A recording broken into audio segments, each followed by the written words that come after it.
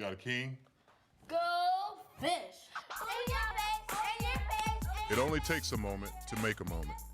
Take time to be a dad today.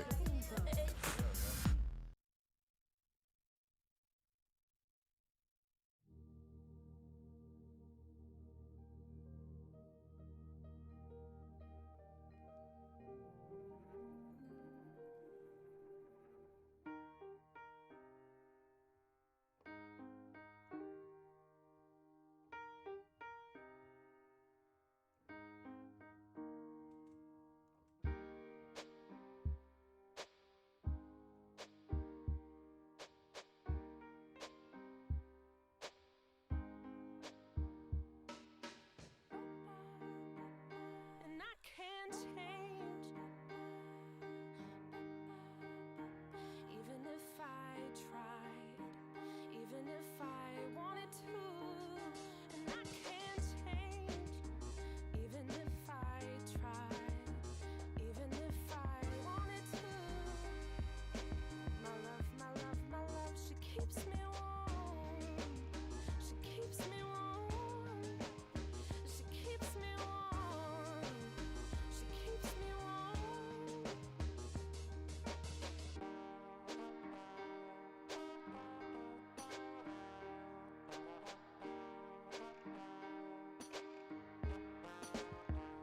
And I can't change, even if I tried, even if I wanted to.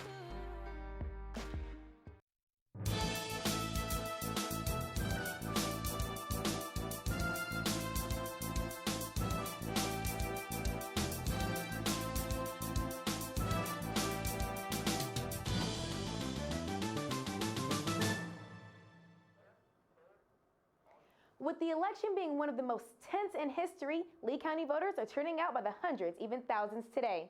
I am the White House reporter, Jonathan Thomas has more. Thank you. I'm in front of the Clarion Inn and Suites where 100,000 voters have been registered in Lee County. And some are coming here to make their voices heard in this historic national election. Now, there have been troubles with voting. There is a large amount of traffic along South College, largely due to construction. The construction is so great that the fire marshal had to regulate traffic to allow certain individuals to come into the parking lot. And those who can get into the parking lot are having trouble finding spaces. And some have even resorted to going to the unpaved part of the parking lot or across the street at Winn-Dixie. But despite the challenges, thousands of people are still turning out to make sure their voices are heard. I voted straight Republican ticket because at the end of the day, I believe Republican ticket is the way to go for business people. I voted for the party that stood for what that they plan on doing, not for negativism that the party that they lashed out against. And that's what made me choose what I choose. They're patriotic, they're passionate, and they want to make sure they make history this election. In Auburn, Jonathan Thomas, Eagle Eye TV. It has been predicted that we will see a 65% voter turnout for this election. We're going to head upstairs to the ballroom to see Will. Will? All right, thank you so much, Taylor. Now we are here interviewing Blake Roller. All right, nice to talk to you this evening. Now I'm going to start off asking you, Trump claims that the election is rigged against him. What are your thoughts on this? I think some of his claims about a rigged election are a little over-exaggerated. I do think that sometimes there are things that come into play. You know, we've saw cases in Florida where there actually was some people that were trying to sway voters, and we had some machines in Pennsylvania that actually were not programmed correctly, and they were changing people's votes from Clinton into Trump. You know, those things have been proven, and I think there is some basis to that, but also at the same time, I think that he doesn't really want to accept the fact that he's losing in certain areas, and he's trying to come up with an excuse in order to back his reason for losing. Okay. All right. Racial tensions in America are higher than they've been in a very long time. Do you think Donald Trump is going to succeed in easing these tensions? I do not. I think that a lot of the people who are currently in a racial tension or who are unhappy right now are not voting for Donald Trump. And if he comes into office, they're going to feel like their voices are not being heard, and they're also going to feel like that he's not going to answer for them, and it's going to cause them to be even more angry and probably cause some sort of protest. All right, so my next question, I would like to ask you, how would you like to see Republicans and Democrats unify under the next presidency no matter who gets the vote? It's It's a very tricky question. I definitely think that they need to, Congress especially, Congress is where all the work goes down. And I think that the politicians, the congressmen, the senators, and the House representative members need to work together. They need to really quit kind of locking their teeth, and they need to give in. You have to budge at some point. Stomping your feet into the ground and not budging is not going to get us anywhere. It's only going to cause us to fall behind in our electoral process. And I really hope that they'll learn to get together and get along better. All right, great answer. Now I'd like to ask you next, what is where do you stand on the Hillary email scandal? What do you think of it? I'm really kind of upset about the Hillary Clinton email scandal. I, as a person who is a grad assistant at the university here at Auburn, I have to have 2 separate email accounts and 2 separate phones, and I have to keep all of my stuff separately from my state email versus my personal email. So I really think that a person who is as skilled and qualified as Hillary Clinton is should not have this issue coming up. There have been a lot of people who have had this similar issue in the military, and they've actually been thrown out of the military and they've been thrown into prison. And here we have one of our most qualified individuals running for president who is doing the same sort of thing, and she's really putting our nation at risk for security. So she really kind of got through some shade there, is what I'll call it, with her process on emails. All right, thank you so much. And lastly, wrapping up, I'd like to know, what do you make of the Donald Trump tapes that were released about the bus?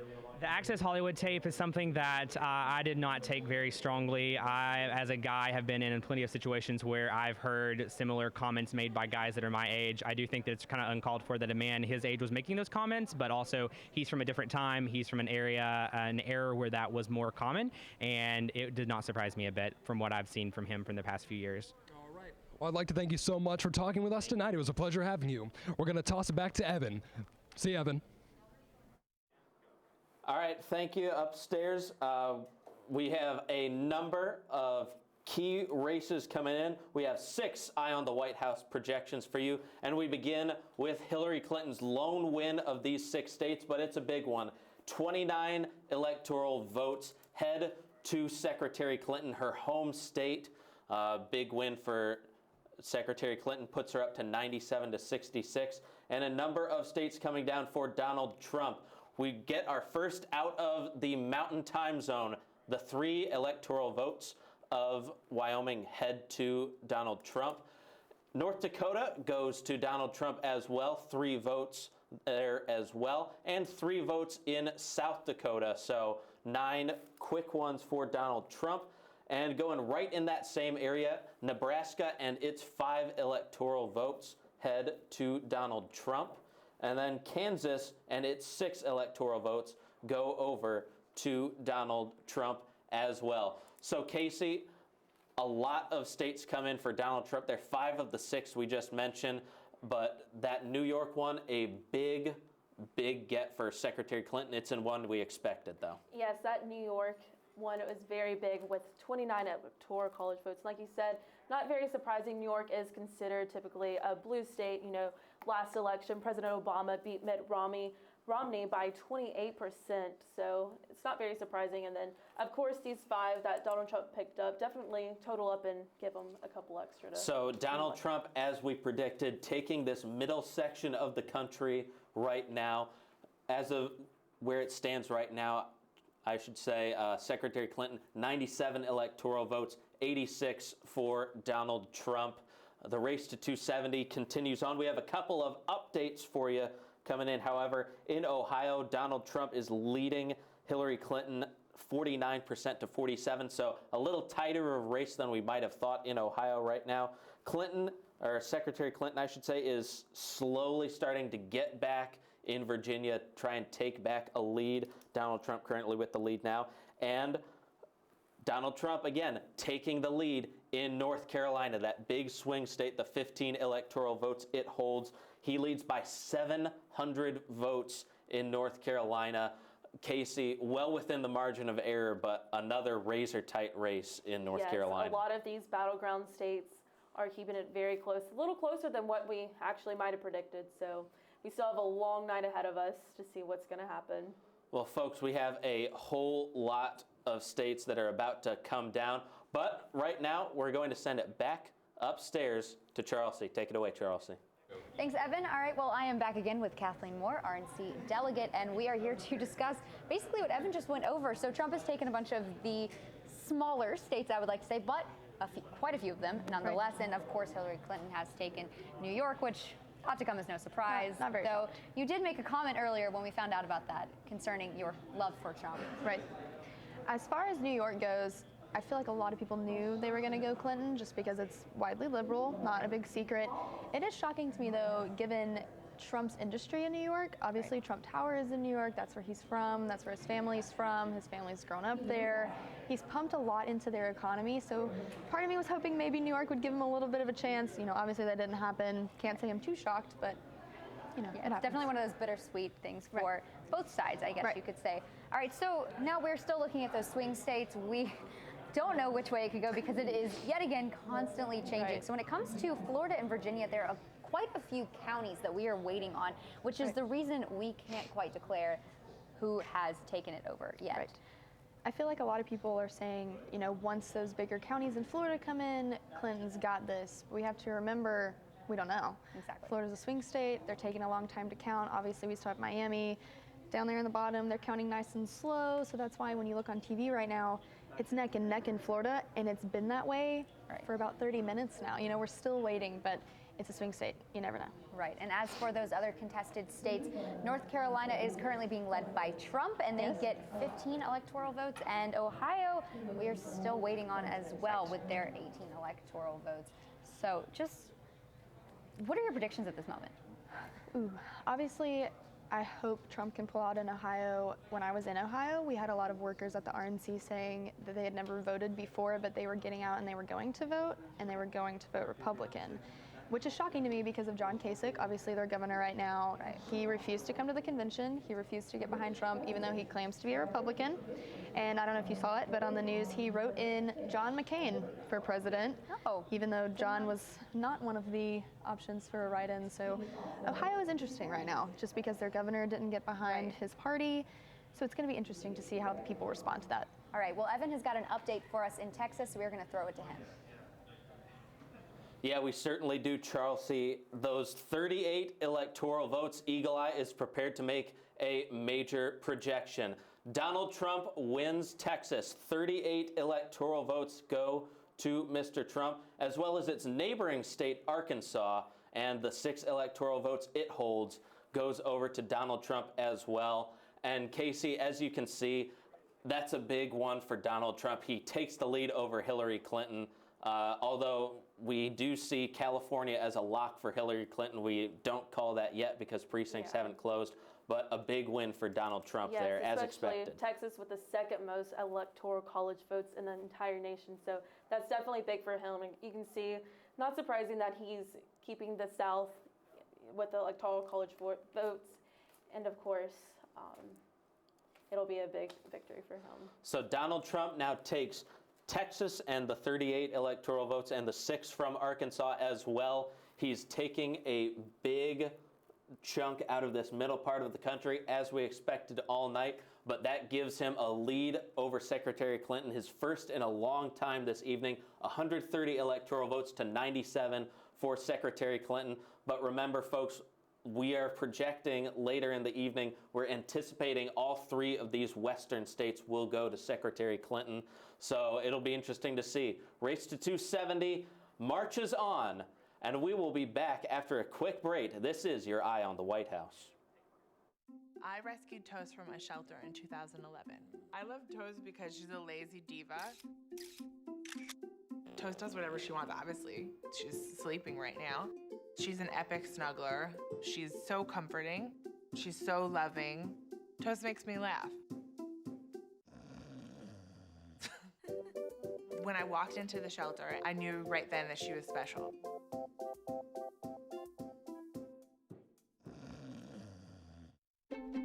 My poetry is about viewing the world as I saw it as a young man, and down through the ages I continued to write verse.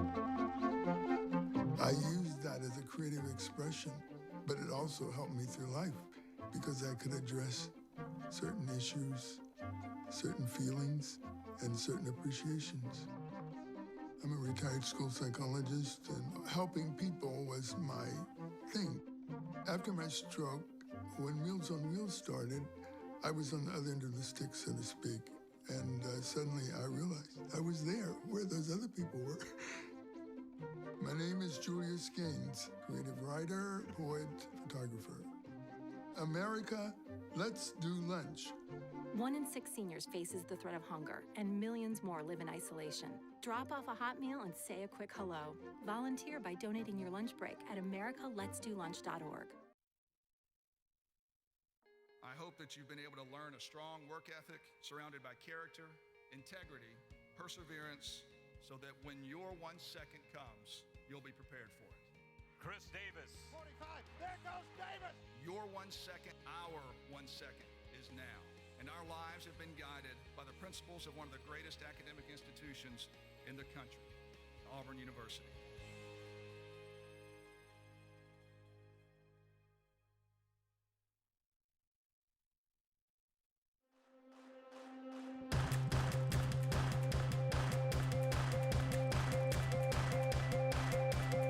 In our own little way, each of us craves connection.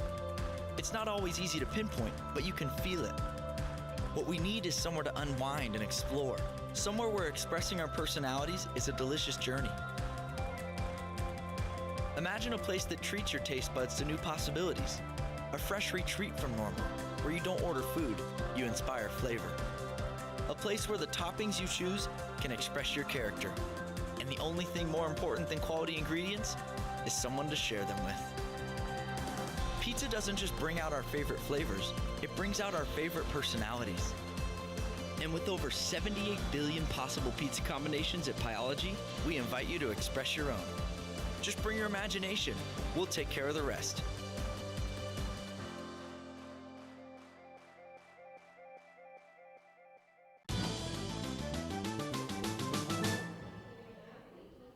I'm Matt Stanley. I'm here with Stephen Adams. Now, Stephen, they just called Texas, which is worth 38 electoral votes, as you know. So what's your opinion on that? Well, Texas is one of the reddest states in the union, so I'm not particularly shocked by that. I think it's actually going to come down more to states like Florida, Ohio, Virginia, Pennsylvania, North Carolina, Nevada. We'll have to see how those go, but no surprise that Texas went for Trump. Now, you're out here tonight. Now, are you planning on staying the entire evening, or do you have other plans? I'm here for the long haul. We're going to see who the next president is. Well, that's good to hear. I'm glad. We have a great turnout tonight, and I'm glad you decided to come down. So now, with Texas out already called for Trump, what other states are you looking at that are going to be the deciding factor in the election? North Carolina, definitely. My uncle lives there. He says it's extremely close. It could go either way. I think that's a big one. Ohio's a big one. Pennsylvania. I think any of those could swing the election. So, yeah, definitely one of those. Well, thank you, Stephen, for coming out to talk to me. And we'll throw it back to Evan with the updates. Awesome. Thank you. All right.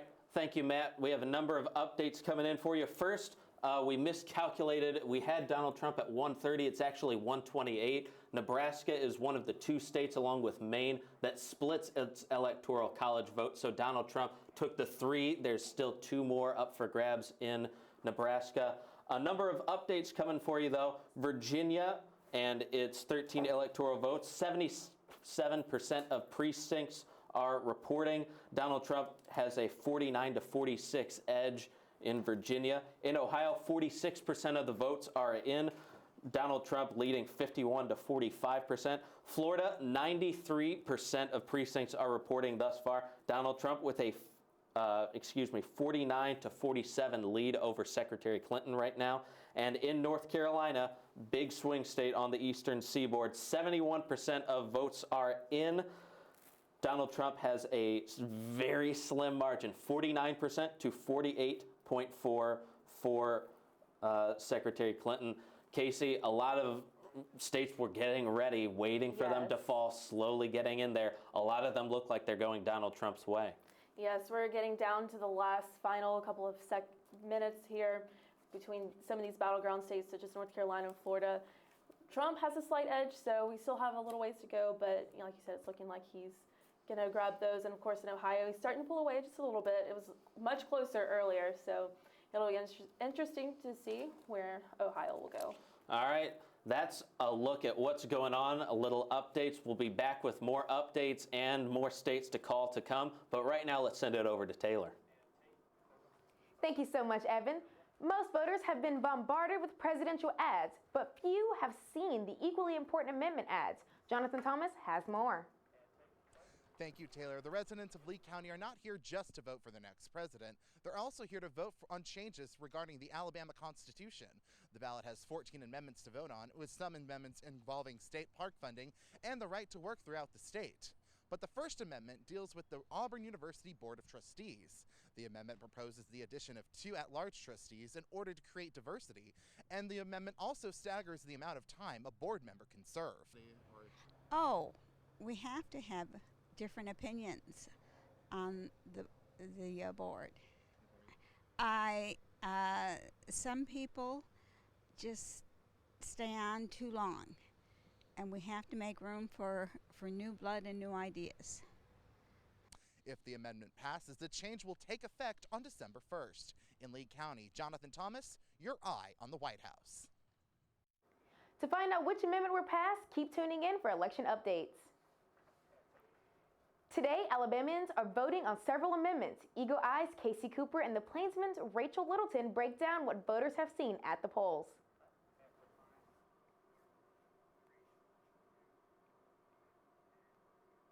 I'm here with Rachel Littleton, community writer for the Plainsman, here to talk about some of the amendments that we're going to be voting on in this election. I know they can be long and complicated. They often get criticized for it too, and the language can be confusing for some people. So just want to get a breakdown of the first 6 amendments from you. So we have 892 amendments right now. We're about to add 14 more. Could you just start with Amendment 1? It deals with Auburn University Board of Trustees. So what could you explain the parts on this and what a yes or no vote means for each one?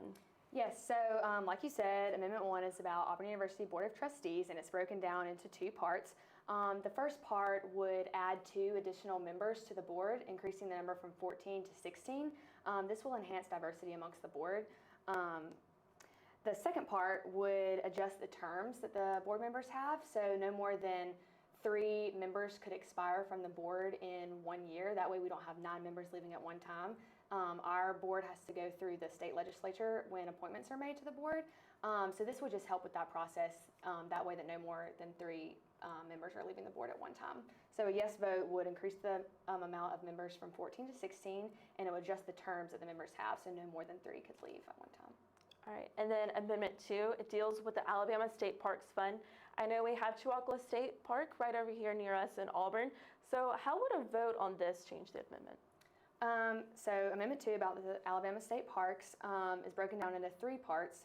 A majority yes vote for Amendment 2 would prohibit the state legislature from taking revenue out of the State Parks Fund and moving it into the general fund.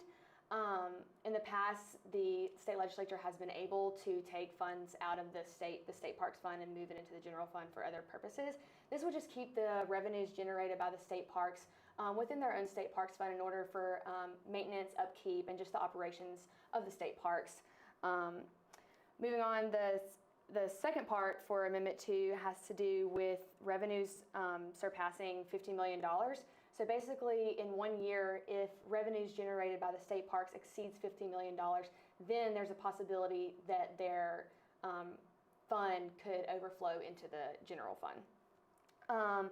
Part 3 of Amendment 2, this would allow entities within state parks to be run by other people other than the Department of Conservation and Natural Resources. So right now, they run private entities within the state parks, such as hotels, golf courses, restaurants, things like that.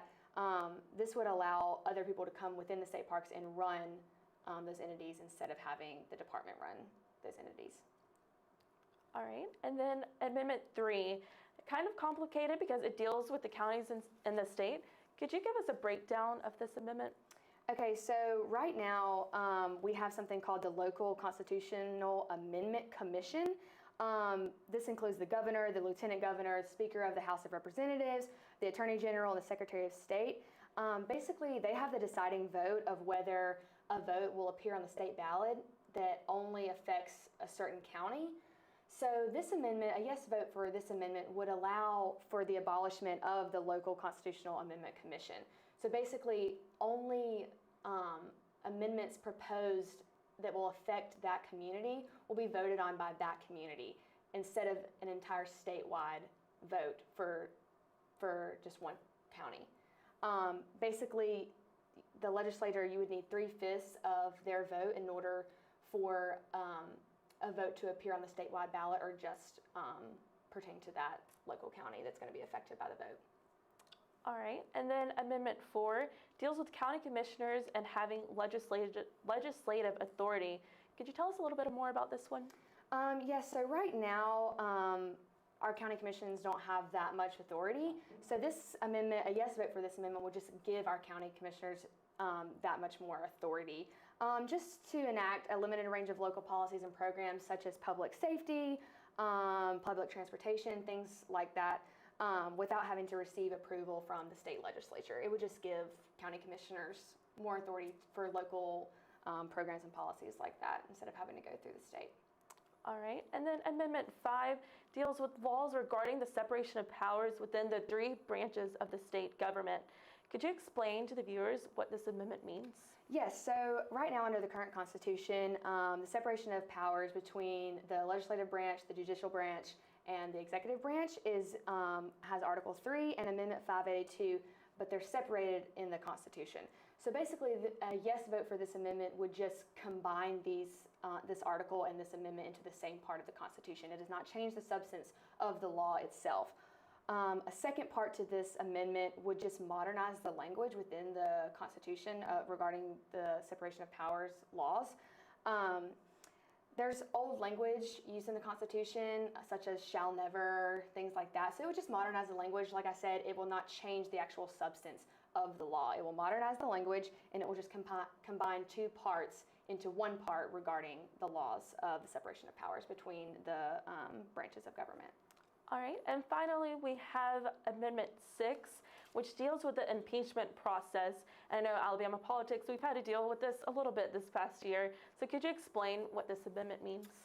Yes, actually, this amendment came before the legislature almost 2 years ago, before the proposed impeachment of Governor Robert Bentley this year.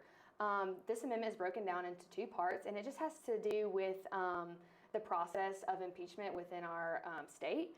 So right now, our Constitution does not specify the number of votes that are required to remove someone from office who's elected by impeachment.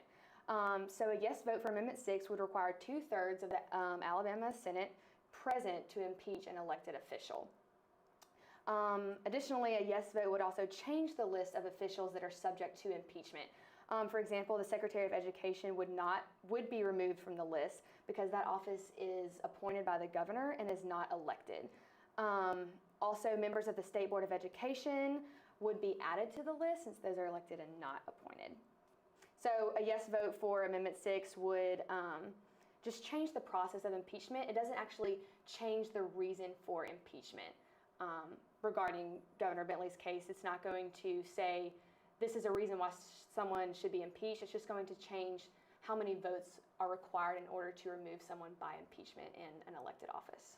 All right, and I know you have a voter guide with you right now. Could you explain to us what this is? Yes, so the Alabama's voter guide for 2016 by the Secretary of State's office, John H. Merrill, just kind of goes over everything you need to know about the election process in Alabama. For example, registration requirements, when to register, where do I vote, polling place hours, sample ballots are in here, and polling place provisions for elderly and disabled, such things like that are within the voter's guide. So it's really just a useful thing that anyone can pick up. I know that they're in the student involvement office on the 3rd floor of the Student Center. So if you get a chance, swing by there and pick one of these up. And it's just a really useful tool that someone who might not know Alabama's process for the election goes. And yeah, they can pick it up on the 3rd floor of the Student Center.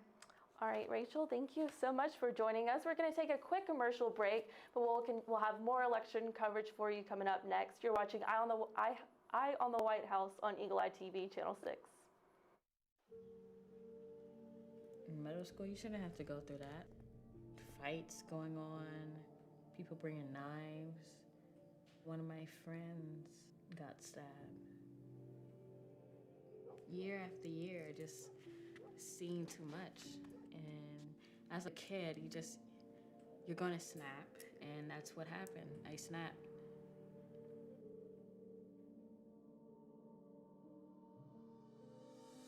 A lot of these children, they just have something to say. They're not being listened to. They're acting out as their way of saying, I am in the room.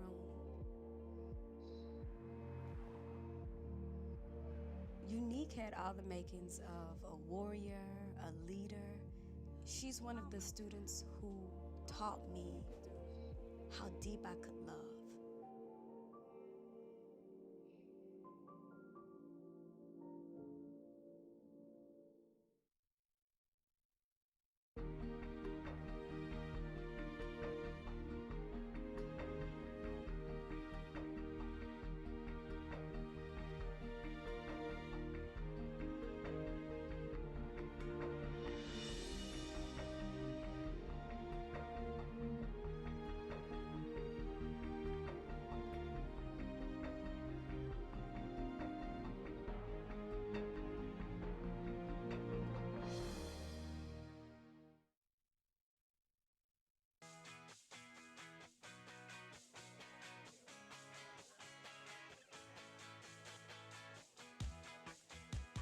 Love Has No Labels is a diversity and inclusion campaign, and we're at PAX celebrating the idea that to love gaming is to love gamers, regardless of identity labels. So things like gender, sexuality, age, race, religion, disability. And so at PAX, we're asking people to go into our gift booth over here and make a GIF and then share on social media with the hashtag Love Has No Labels to show that you're like with us and on board. So do you guys want to come in and make a GIF? You know, we're all trying to learn about people in this world and accept everyone in this world. Some people think, oh, it's just gaming, it's just fun, but gaming is media. It's a huge media industry, and media really has a powerful impact on people's lives, especially if they don't see themselves in that media. I think that game developers need to be courageous and break outside of the mold, which they've used 1,000 times already, and be willing to explore new characters who have diverse backgrounds. As a gay couple, I think that it's very important that we feel comfortable enough to come to events like this together and not have to hide it, and have booths such as Love Has No Labels to support us and to remind us that we are safe here. When you raise your children, do you want them to have a better understanding of what the world is really like, or do you want them to have a more narrow, shallow view of it, right? So video games are an amazing opportunity to engage someone that is experiencing the world for the first time and put their lens into someone else's eyes, and to have them be able to learn how powerful empathy is, because I think that's one of the main driving factors of humans in general.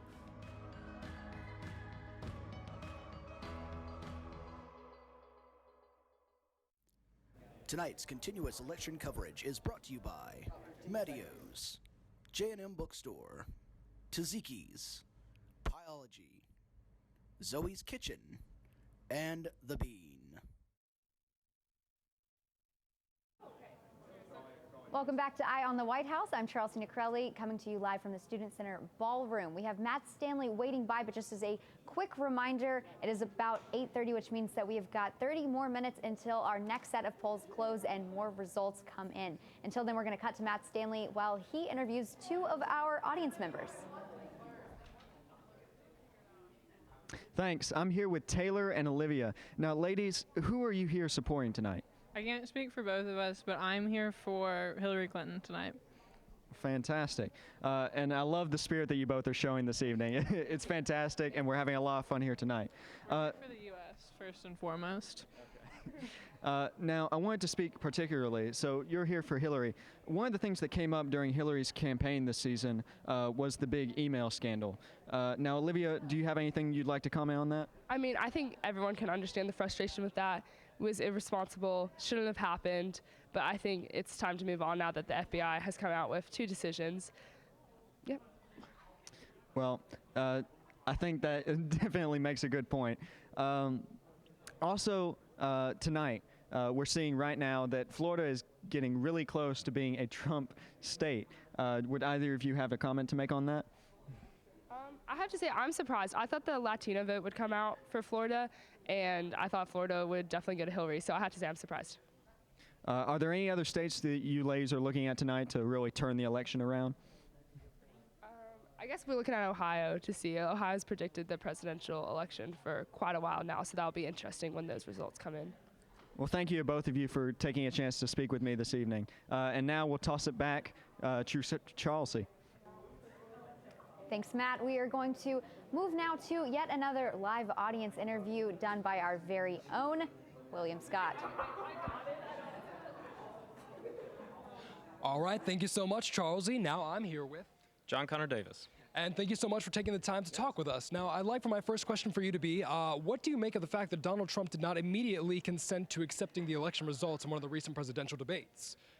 I think that's really a big issue for any candidate, no matter which side of the aisle it's on. I think that's a big part of American government and politics is that there's always a peaceful transfer of power, no matter who wins the election. And the fact that he hasn't, come out and said, if I were to lose this election, that I would, concede that victory to Hillary Clinton. I think that's kind of a disturbing thing to hear from someone who could potentially be president of the United States. All right, thank you so much. Now, conversely, I want to know, what do you make of Hillary's email scandal? That's obviously been a big thing recently, especially as the FBI director, cleared her once again. But I mean, it's been a hot topic for a lot of people. What do you make of that? Well, I think at this point it's kind of become a moot point. There's been, numerous investigations and nothing has been done about it. And, even FBI Director James Comey has come out and said that these things have been illegal, that she has done, and that she has done things that were illegal. And yes, that there were confidential emails that were on a private server. And considering that that's illegal and she hasn't been prosecuted for those things, it shows that there's clearly an issue with the justice system in our nation, and that that's something that needs to be dealt with. All right, well, thank you so much for speaking with us tonight, and we're going to take it to Taylor right now. Auburn student political organizations have been closely watching the election. College Democrats, led by Shannon Arthur, discusses recent presidential debates. Tonight we look left as we talk with those a part of Auburn's College Democrat organization. I had a chance to sit in on their most recent meeting, where they discussed the results of the presidential debate.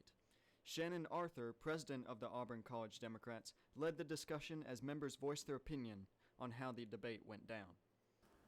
I think it's really fun how Trump tells us that he has a plan. He has this really good plan, but he hasn't given us very many specifics. The only real policy or plan I've heard was cutting taxes, and even that wasn't very. It wasn't detailed. When asked about fellow students wanting to join the club, Shannon stated, "Anyone and everyone is welcome. You don't have to know about politics or even be a Democrat. Our club is open to anyone who wishes to attend." In preparation for the upcoming election, the College Democrats will be co-hosting the voter registration drives with the SGA and other political organizations from now until October 24th, as well as working with the Political Science Department as they host a campus-wide election night watch party. If you are interested in joining the College Democrats here on campus, the club meets every other Wednesday at 7 p.m. in room 2225 of the Student Center. And sign up on AU Involved for the latest updates. With Eagle Eye News, this is Matt Stanley. All of the political groups on campus are highly receptive to new members, both affiliated with their party and not. Bringing it back to Auburn, Eagle Eye TV's Jasmine Lee talks with Joe Laverne, who in September was elected Republican Alabama House District 79. This seat was left vacant following the conviction of former Alabama Speaker of the House, Mike Hubbard. On Tuesday, September 13th, Joe Laverne was elected to fill the Republican primary for House District 79 seat. Laverne beat out candidates Sandy Toomer, Brett Smith, and Jay Connor with 2,097 votes. Laverne will serve the remainder of Mike Hubbard's term, who was found guilty on 12 of 23 felony ethic violations. We have certainly enjoyed the run through the primary portion of the campaign. One thing that's made it very enjoyable for us is we've committed to a positive campaign, and every mailer we sent out, every commercial we put on TV was a positive thing about me and what we'd like to do for Auburn. Lovern is an Auburn graduate with a degree from the College of Agriculture in 1999. He obtained his MBA from the College of Business in 2000. His work includes being a firefighter, small business owner, and he is currently a battalion chief. And supporters certainly showed up for me during the primary election, and we're full speed ahead to the general election. And if we get into that November 29th, I'm excited to have the support of the community, and I'm going to continue to be engaged with the community and reach out and try to spread the message and introduce myself. And I look forward to it, and we get things in place and get Auburn back to being represented. Eagle Eye News, Jasmine Lee. Okay, we're going to go ahead over to Evan and Casey with an election recap. All right, thank you, Taylor. A number of updates have come in. No more states have fallen thus far, but like I said, a number of updates. Florida, 94% of precincts are reporting, 49.2% in favor of Donald Trump to 47.7% for Secretary Clinton. North Carolina, 51% of the votes are in, 49% to 47% advantage for Donald Trump. Big swing state in Virginia, real big in terms of the election on that eastern seaboard, 13 electoral votes at stake. 77% of the vote is in. Donald Trump has an 88.1 advantage to 86.8 for Secretary Clinton. The margin is narrowed to just 40,000 votes thus far, so a close race in there. And in Ohio, 55% reporting, 52% for Donald Trump, 43.5% for Hillary Clinton. Most of Cleveland has not reported yet, though, Casey, so that's a heavily Hillary Clinton city. Yes, that could completely change what's going on in Ohio, and a lot of these states are still keeping it really close, and we still have a long night ahead of us, and then I believe there's a potential of a split.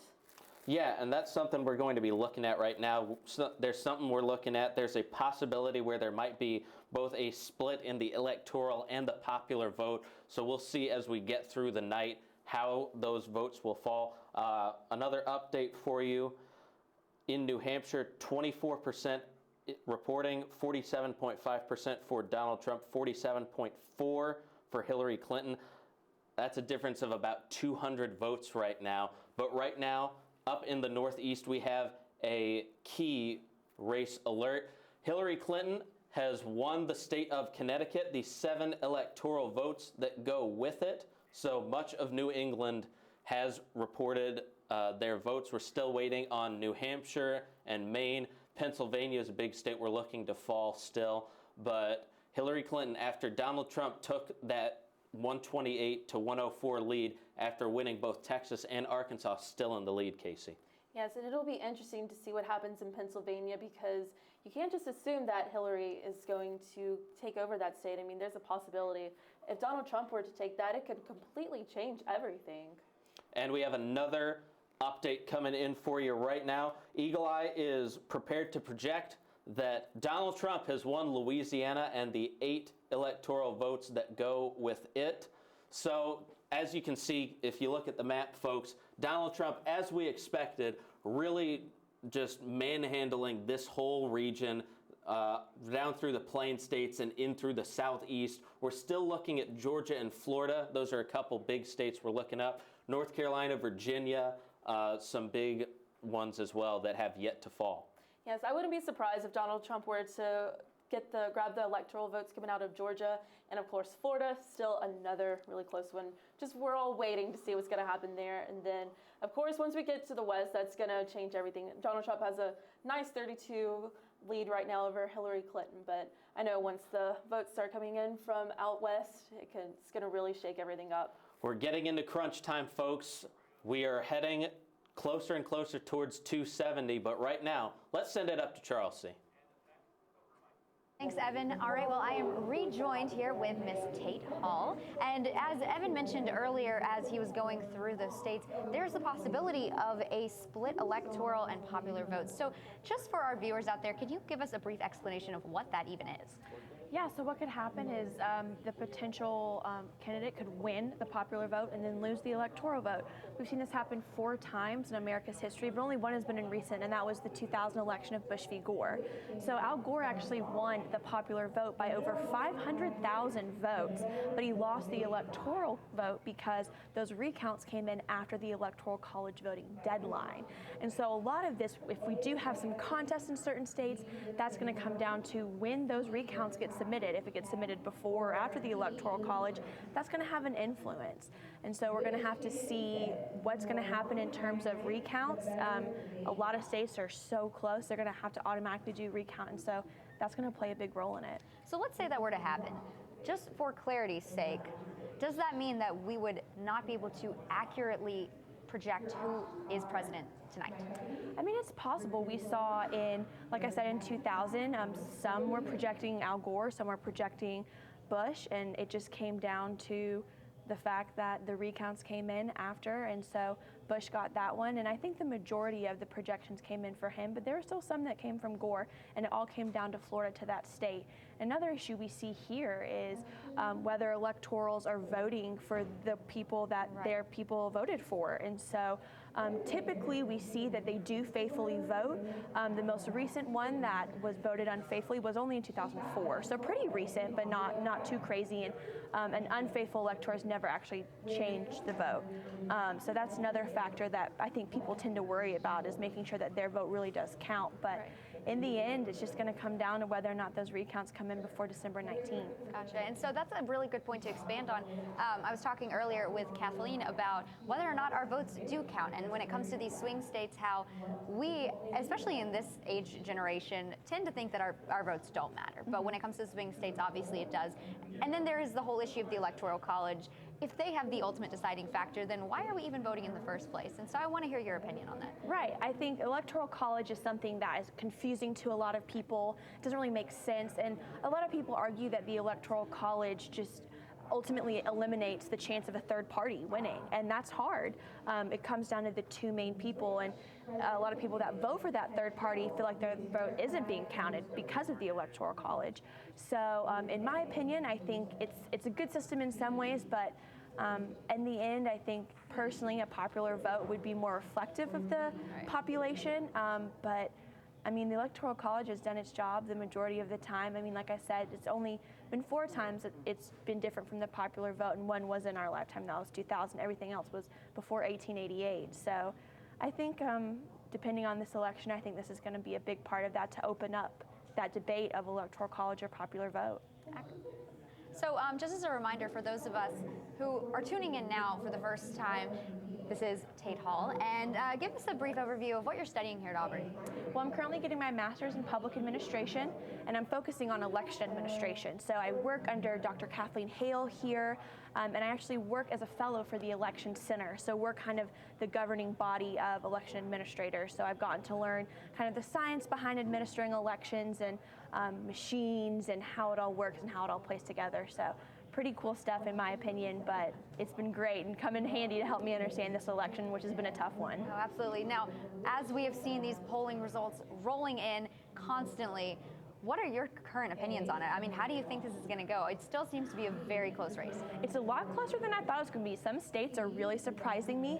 I was just reading on a podcast that we do for our election class, saying that just the voter turnout and the voting exit polls for women has been really surprising in some of the key states that people thought Hillary was going to win. She hasn't been getting that female voter that was expected.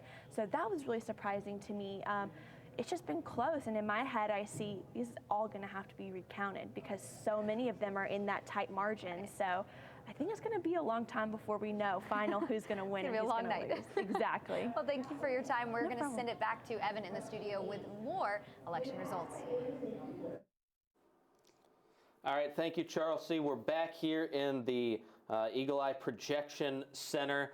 A lot of things are coming in, but the most important of which, Casey, right now, the Republicans retain control of the House of Representatives. And folks, that's important because the way we're looking right now, there is a possibility of an Electoral College tie, in which case the House of Representatives will vote on the next president. It's something we saw in 2000 with George Bush versus Al Gore, so that's something we're keeping our eye on, Yes, certainly. that could be really big. And then, of course, if that doesn't happen and Hillary Clinton were actually to win the presidency, you know, with the Republicans in this, that could be something like really contentious. So.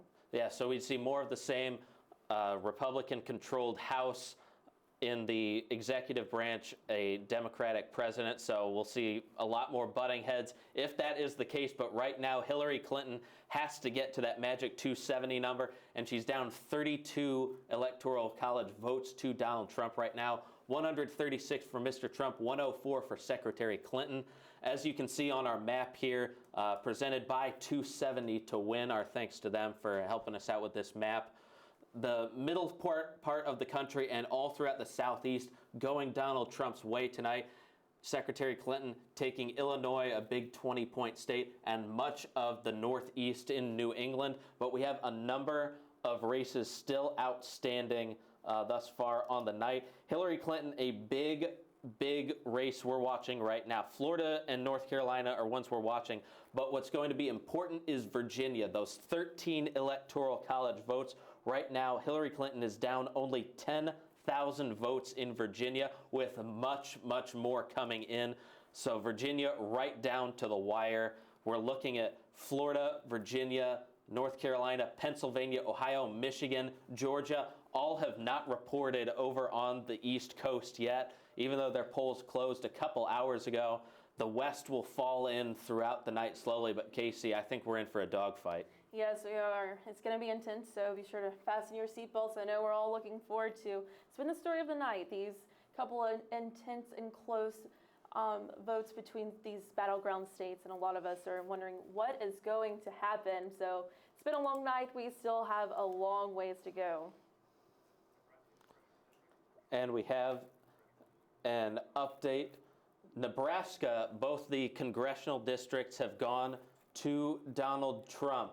So a couple, Nebraska has now gone completely red. Nebraska, one of those states that splits up their electoral college votes, 3 for a majority of the state, and then 1 and 1 come in. Maine, of course, the other one that splits its electoral college votes. So now Donald Trump has all 5 votes in the electoral college in Nebraska, and so that gives him a 138 to 104 advantage. So Casey, again, Donald Trump gets a couple more, and at this point in the election, every little bit's going to count. Yes, that's you're 100% correct. I know it looks like he's picking up a lot of these states, but be sure to keep your eye on California over here, because as predicted, it's going to be, a lot of people are predicting that Hillary Clinton will pick up that state, and that's going to be 55 electoral college votes right there. So that could be a game changer. It's 8:50 right now here in Auburn. We're 10 minutes away from 7 p.m. on the West Coast.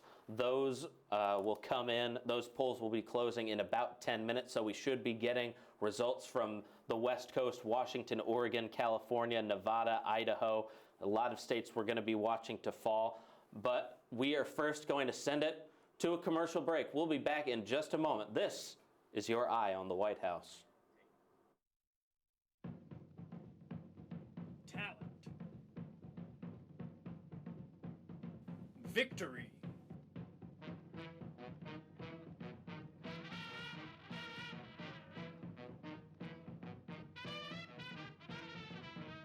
Pretty ladies. See all this and more on Season 4 of Auburn Sings, Sunday nights at 8 with your host, Carter William Pollock, only on Eagle Eye TV, Channel 6. What's up, Ricky Dillon here at the largest social media gathering in the world. So the internet is an amazing place, but sometimes it can be a not so great place with online bullying and trolling and stuff. Have you ever seen online bullying before? Unfortunately, it's kind of common. Online, people can hide behind the internet. Those comment sections can be a little harsh. Oh, yeah, definitely. That's a good word for it. I've been called many homophobic names. I felt embarrassed. I felt humiliated. It made me stop liking myself. What if I told you there is something that you can use anytime that you see bullying online that calls attention to it in a nice way? Like, hey, that's not nice. I wish that was the thing. It's this.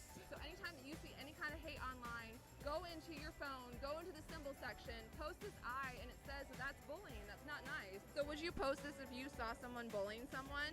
Oh yeah, definitely. It's like a lot more mature way to handle the situation. Find the emoji in your phone, send it to 5 of your friends, and let them know what it means to be a witness. Go to eyewitnessbullying.org to learn more about the emoji.